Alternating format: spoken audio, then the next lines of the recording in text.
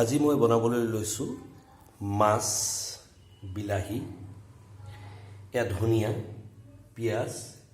এই বস্তুটো আপোনালোকে হয়তো বহুতে চিনি পোৱা নাই। এইটো হ'ল কুজি থেকেৰা বুলি কয়, কুজি থেকেৰা।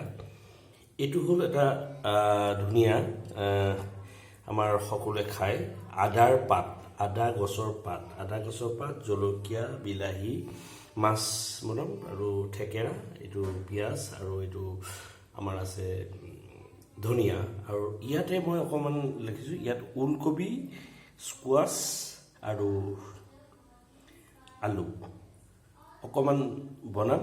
গতিকে আপোনালোকে চাই থাকিব এই ভিডিঅ'টি। ইয়াৰ পিছতেই বনোৱাৰ পিছত কেনেকুৱা হয় সেইটো আপোনাক দেখুৱাম।